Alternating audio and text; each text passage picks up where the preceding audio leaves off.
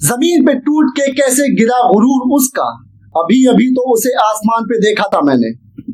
ऊपर लिखा हुआ शेर फिलहाल इजराइल और उसके मगरूर हुक्मरान बेंजामिन नेतन्याहू पर सटीक बैठ रहा है। दरअसल इजराइल ने अपने गठन 1948 के बाद से ही कई देशों से युद्ध लड़ा और बिना खुद को कोई बड़ा नुकसान झेलते हुए ज्यादातर सफलता ही पाई। अपने आका की मदद से मिस्र, सीरिया, जॉर्डन, लेबनान, फिलिस्तीन और गाजा जैसे कई देशों को अपनी ताकत और तबाही दिखाने वाले इजराइल को अपने सैन्य क्षमता, अपने आधुनिक हथियार और अपने डिफेंस सिस्टम पर जरूरत से ज्यादा घमंड हो चुका था। उसे लगता था वो अजय है, दुनिया की कोई भी ताकत उसके डिफेंस सिस्टम को भेद कर इजराइल की जमीन पर कभी सफल हमला नहीं करता।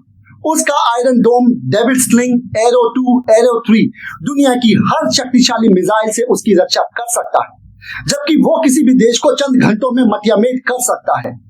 बेशक इजराइल ताकतवर है, फिरौन भी ताकतवर था।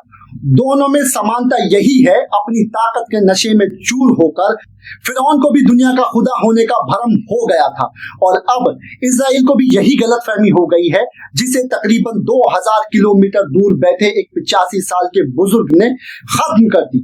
आज जितनी हैरत से इजराइल की तबाही दुनिया देख रही है, उससे ज्यादा शौक खुद नेतन्याहू और उसका आका अमेरिका ट्रंप है।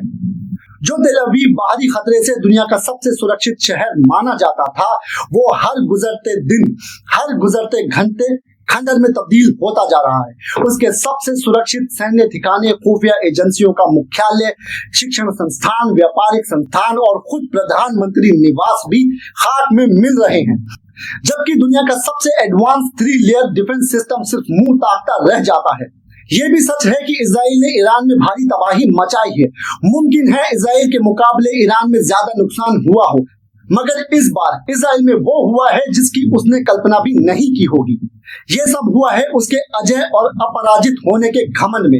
ये हुआ है दुश्मन को बेहद कमजोर समझने की गलत फहमी में, जिसकी वजह से आज इजरायली अवाम वो खौफनाक मंजर देख रही है जो कल तक गाजा और फिलिस्तीन में देखकर हंसते थे।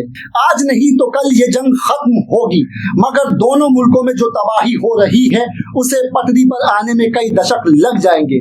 जिनके अपने खो गए वो अब सिर्फ यादों में ही महफूज रहेंगे। आज जो हुक्मरान हैं वो कल नहीं होंगे, मगर इस बर्बादी की तस्वीर यकीनन सैकड़ों साल तक रहेगी।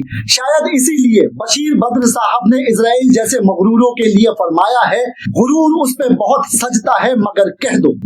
गुरूर उस पर बहुत सजता है मगर कह दो, इसी में उसका भला है, गुरूर कम कर दे।